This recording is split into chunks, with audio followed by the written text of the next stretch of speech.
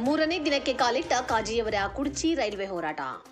ಬೆಳಗಾವಿ ಜಿಲ್ಲೆಯ ಕುಡ್ಚಿ ಪಟ್ಟಣದ ರೈಲ್ವೆ ನಿಲ್ದಾಣ ಅಭಿವೃದ್ಧಿ ಸೇರಿದಂತೆ ವಿವಿಧ ಬೇಡಿಕೆಗಳಿಗೆ ಆಗ್ರಹಿಸಿ ರಾಜ್ಯ ರೈಲ್ವೆ ಅಭಿವೃದ್ಧಿ ಹೋರಾಟ ಸಮಿತಿ ರಾಜ್ಯಾಧ್ಯಕ್ಷರಾದ ಕುತ್ಬುದ್ದೀನ್ ಕಾಜಿಯವರು ಕುಡ್ಚಿ ರೈಲ್ವೆ ನಿಲ್ದಾಣದ ಎದುರು ನಡೆಸುತ್ತಿರುವ ಹೋರಾಟವು ಮೂರನೇ ದಿನಕ್ಕೆ ಕಾಲಿಟ್ಟಿದೆ. ಕುಡ್ಚಿ ರೈಲ್ವೆ ನಿಲ್ದಾಣವನ್ನು ಅಮೃತ ಭಾರತ ಯೋಜನೆ ಅಡಿಯಲ್ಲಿ ಸಂಪೂರ್ಣ ಅಭಿವೃದ್ಧಿಗೊಳಿಸಬೇಕು. ಕುಡ್ಚಿ ಬಾಗಲಕೋಟೆ ರೈಲು ಮಾರ್ಗ ಕಾಮಗಾರಿಯನ್ನು ಕುಡ್ಚಿಯಿಂದಲೂ ಪ್ರಾರಂಭ ಮಾಡಿ ಕಾಮಗಾರಿಯನ್ನು ಬೇಗನೆ ಪೂರ್ಣಗೊಳಿಸಬೇಕು. ಲೋಕಾಪುರದಿಂದ ಧಾರವಾಡ ನೂತನ ರೈಲ್ವೆ ಮಾರ್ಗ ನಿರ್ಮಾಣ ಮಾಡಬೇಕೆಂದು ಆಗ್ರಹಿಸಿ ಕುತ್ಬುದ್ದೀನ್ ಕಾಜಿಯವರು ಸತತ 3 ದಿನಗಳಿಂದ ಅನಿರ್ದಿಷ್ಟಾವಧಿ ಧರಣಿ ಸತ್ಯಾಗ್ರಹ ನಡೆಸುತ್ತಿದ್ದಾರೆ. ರಾಜ್ಯದಲ್ಲಿ ರೈಲ್ವೆ ಸೇವೆಯು ಅಭಿವೃದ್ಧಿಯಾಗಬೇಕು, ಎಲ್ಲ ಬಡಜನರು ಕೂಡ ರೈಲ್ವೆಯಲ್ಲಿ ಸಂಚರಿಸುವಂತೆ ಆಗಬೇಕೆಂಬ ಉದ್ದೇಶದಿಂದ ಕಾಜಿಯವರು ಶ್ರಮಿಸುತ್ತಿದ್ದಾರೆ. ಸಾರ್ವಜನಿಕರ ಹಿತಕ್ಕಾಗಿ ಕೊರೆಯುವ ಚಳಿಯಲ್ಲೂ ಕೂಡ ಅವರು ತಮ್ಮ ಅನಿರ್ದಿಷ್ಟಾವಧಿ ಧರಣಿಯನ್ನು ಮುಂದುವರೆಸಿದ್ದಾರೆ. ವಿವಿಧ ಪ್ರಗತಿಪರ ಸಂಘಟನೆಗಳು ಕಾಜಿಯವರ ಈ ಹೋರಾಟಕ್ಕೆ ಸಂಪೂರ್ಣ ಬೆಂಬಲ ವ್ಯಕ್ತಪಡಿಸಿದ್ದಾರೆ. ಪಟ್ಟಣದ ಸಾರ್ವಜನಿಕರು ಕೂಡ ಈ ಹೋರಾಟದಲ್ಲಿ ಪಾಲ್ಗೊಂಡಿದ್ದಾರೆ. ಕೂಡಲೇ ರೈಲ್ವೆ ಇಲಾಖೆ ಅಧಿಕಾರಿಗಳು ಮನವಿಯನ್ನು ಸ್ವೀಕರಿಸಿ ಆದಷ್ಟು ಬೇಗ ಎಲ್ಲ ಬೇಡಿಕೆಗಳನ್ನು ಈಡೇರಿಸುವಂತೆ ಸಾರ್ವಜನಿಕರು ಆಗ್ರಹಿಸುತ್ತಿದ್ದಾರೆ. ವರದಿ ಅಫ್ತಾಬ್ ಸರ್ಮುಲ್ಲಾ, ಕುಡ್ಚಿ. ಒಂದು ವ್ಯವಸ್ಥೆ ಆಗಿದೆ. ಈಗಾಗಲೇ ಲೋಕಾಪುರ ತನಕ ಬಂದದ.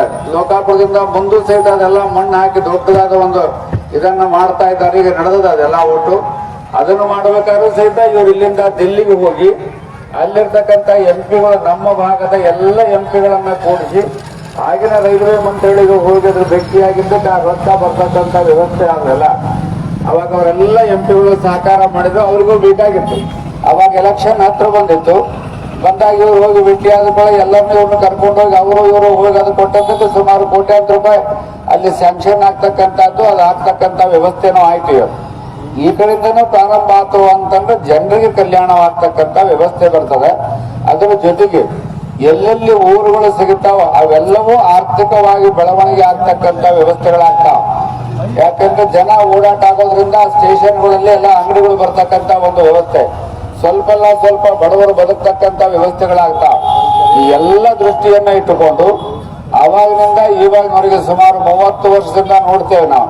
30 ವರ್ಷದಿಂದಲೂ ಹುಡುಕ್ಯಾಡಿ ಹೋರಾಟವನ್ನು ಮಾಡ್ತಾನೆ ಇದ್ದಾರೆ. ಈಗ ಅದು ಸಹಿತ ಲೋಕಾಪುರದಾಗ ಆಗ್ಬೇಕಾದ್ರೆ ಬಹಳ ಸತಿ ಭೇಟಿಯಾಗಿ ಹೋರಾಟವನ್ನ ಮಾಡಿ ಅಲ್ಲಿ ಬರ್ತಕ್ಕಂಥ ಒಂದು ವ್ಯವಸ್ಥೆ. ಬಾಗಲಕೋಟೆಗೆ ಬ್ರಾಡ್ಗೇಜ್ ಬರ್ಬೇಕಾದ್ರೂ ಸಹಿತ ಹಂಗೆ ಮಾಡಿದ್ರು. ಅಲ್ಲಿ ಹೋಗಿ ಗದಿಗೆ ಹೋಗಿ ಉಪವಾಸ ಕೊಟ್ಟಿರ್ತಕ್ಕಂಥ ವ್ಯವಸ್ಥೆಯನ್ನ ಮಾಡ್ಕೊಂಡ್ರಲ್ಲ ಒಟ್ಟು. ಆಮೇಲೆ ಅದು ಬ್ರಾಡ್ಗೇಜ್ ಆಗ್ತಕ್ಕಂಥ ಒಂದು ವ್ಯವಸ್ಥೆ ಬಂತು. ಆಮೇಲೆ ಅಲ್ಲಿರ್ತಕ್ಕಂಥ ಎಲ್ಲ ಎಂಪಿಗಳು MLAಗಳು ಅದಕ್ಕೆಲ್ಲ ಸಹಕಾರ ಕೊಟ್ಟದ್ರಿಂದ ಅದು ಆಟೋಮೆಟಿಕ್ ಆಗಿ. ಯಾಕೆಂದ್ರೆ ಸಮಾಜ ನಾವು ಮಾತಾಡಲಿಲ್ಲ ಅಂತಂದ್ರೆ ಸರ್ಕಾರ ಮಾತಾಡಲ್ಲ. ಅದಕ್ಕೆ ನಾವು ಮಾತಾಡೋದು ಕಲಿಬೇಕು. ಬಹಳ ವ್ಯವಸ್ಥಿತವಾಗಿ ನಾವು ಮಾತಾಡೋದು ಕಲ್ತೀವಿ ಅಂದ್ರೆ ಸರ್ಕಾರ ನಮ್ಮ ಹಿಂದೆ ಬರ್ತಕ್ಕಂಥ ವ್ಯವಸ್ಥೆ ಆಗ್ತದೆ. ಇಲ್ಲಿರ್ತಕ್ಕಂಥ MLAಗಳಿಗೆ, ಇಲ್ಲಿರ್ತಕ್ಕಂಥ MPಗಳಿಗೆ, ಇಲ್ಲೇನೆಲ್ಲ ನಿಮ್ಮ ಸಂಘ ಸಂಸ್ಥೆಗಳಿದಾವ ಆ ಸಂಘ ಸಂಸ್ಥೆಗಳ ಒಂದು ಮನವಿಯನ್ನ ಅವ್ರಿಗೆ ಹೋಗಿ ಕೊಡ್ತಕ್ಕಂಥ ವ್ಯವಸ್ಥೆಯನ್ನ ನೀವು ಮಾಡಿದ್ರೆ ಅವರು ಎಚ್ಚರಾಗ್ತಕ್ಕಂಥ ಅವರು ಮುಂದೆ ಅದನ್ನು ಕೊಡ್ತಕ್ಕಂಥ ಕೆಲಸವನ್ನು ಮಾಡ್ತಾರೆ. ಈಗಾಗಲೇ ಇವೆಲ್ಲ ನಡೆದಿಲ್ಲ ಅಂತಲ್ಲ. ದಿಲ್ಲಿ ಒಳಗೂ ಸಹಿತ MPಗಳು ಹೋಗಿ ಈಗಿನ ಈ ಮಂತ್ರಿಗಳಿಗೆ, ರೈಲ್ವೆ ಮಂತ್ರಿಗಳಿಗೆ ಅನೇಕ ಯೋಜನೆಗಳನ್ನ ಕೊಡ್ತಕ್ಕಂಥ ವ್ಯವಸ್ಥೆಯನ್ನ ಮಾಡಿದ್ದಾರೆ. ಈಗ ನಿಮ್ಮವರೇ ರೈಲ್ವೆ ಮಂತ್ರಿ ಇರೋದ್ರಿಂದ, ನಿಮ್ಮವರೇ ಉಪ ರೈಲ್ವೆ ಮಂತ್ರಿ ಇರೋದ್ರಿಂದ ನಿಮಗೆ ಅವ್ರನ್ನ ಕೆಲಸ ತಗೊಳ್ಲಿಕ್ಕೆ ಬಹಳ ಅನುಕೂಲ ಆಗ್ತಕ್ಕಂಥ ವ್ಯವಸ್ಥೆಗಳು ಬರ್ತಾ ಇದಾವೆಲ್ಲ. ಅವನ್ನು ಸಹಿತ ನಾವು ಸ್ವಲ್ಪ ಈಗೆಲ್ಲ ಸಂಘ ಸಂಸ್ಥೆಗಳು ಕೂಡಿಕೊಂಡು ನಾವು ಅವರಿಗೆ ಮನವಿಯನ್ನ ಕೊಟ್ಟು MPಗಳಿಗೆ MLAಗಳಿಗೆ ಮನವಿಯನ್ನ ಕೊಟ್ರೆ ಅದು ಮುಂದೆ ಆಗ್ತಕ್ಕಂಥ ಕೆಲಸಗಳಿಗೆ ಬಹಳ ಅನುಕೂಲ ಆಗುತ್ತೆ.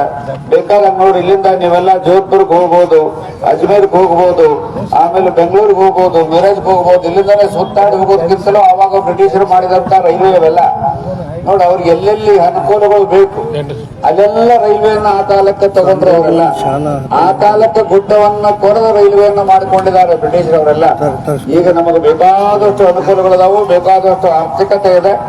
ಆರ್ಥಿಕತೆಯಲ್ಲಿ ನಾವು ಮುಂದುವರಿತಾ ಇದ್ದೀವಿ. ನಮ್ಮೆಲ್ಲ ಕೃಷಿಗೆ ಬೇಕಾದಂತ ವ್ಯವಸ್ಥೆಗಳನ್ನ ಮಾಡ್ಕೋಬಹುದು, ಇಂಡಸ್ಟ್ರಿಗೆ ಬೇಕಾದಂತ ವ್ಯವಸ್ಥೆಗಳಾಗ್ತವೆ. ಆಮೇಲೆ ಇಲ್ಲೆಲ್ಲ ಒಟ್ಟು ರೈಲು ಓಡಾಡಕತ್ತಿದೀವಿ ಅಂತಂದ್ರೆ ಎಲ್ಲಿಗೆ ಬೇಕಲ್ಲಿ ನೀವೆಲ್ಲ ಪ್ರೊಡಕ್ಷನ್ ಮಾಡಿದಂತ ಇಂಡಸ್ಟ್ರಿಗಳು ಹಾಕ್ತಕ್ಕಂತ ವ್ಯವಸ್ಥೆಗಳು ಬರ್ತಾವ. ಯಾವ ಬೇಕಾದ ಇಂಡಸ್ಟ್ರಿ ಹಾಕಿದ್ರು ಎಲ್ಲಿಗೆ ಬೇಕಾದ್ರೆ ಮುಂಬೈ ಕಳಿಸಕ್ಕೆ ನಮಗೆಲ್ಲ ಅನುಕೂಲತೆಗಳಾಗ್ತಾವ. ಇಷ್ಟೆಲ್ಲ ಅನುಕೂಲತೆಗಳು ಬೇಕು ಅಂದ್ರೆ ನಮಗೆ ರೈಲ್ವೆ ಬೇಕಾಗತ್ತೆ.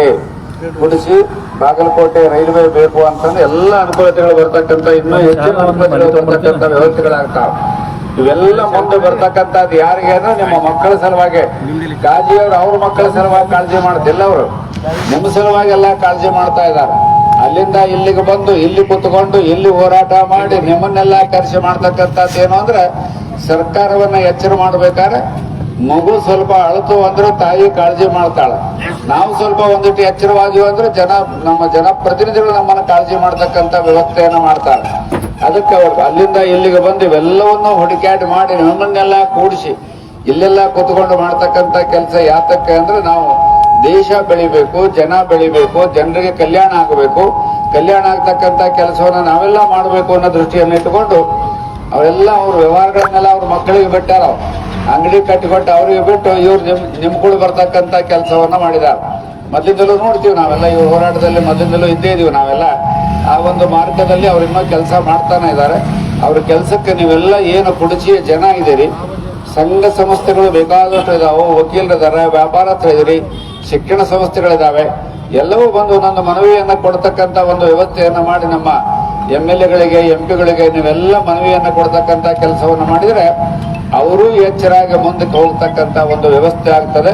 ಅದು ಕಲ್ಯಾಣ ನಿಮ್ಮ ಮುಂದೆ ಮಕ್ಕಳಿಗೆ ಆಗ್ತಕ್ಕಂಥ ವ್ಯವಸ್ಥೆ ಆಗ್ತದೆ ಅಂತ ಹೇಳ್ತಾ ನಿಮ್ಮೆಲ್ಲರಿಗೂ ಅದು ಹೋರಾಟ ಅವರಿಗೆ ಸಕ್ಸಸ್ ಆಗಲಿ, ನೀವೆಲ್ಲ ಅವರಿಗೆ ಸಹಕಾರ ಕೊಡ್ರಿ ಅಂತ ಹೇಳ್ತಾ 2 ಮಾತುಗಳು ವಿರಾಮ ಕೊಡ್ತಾರೆ.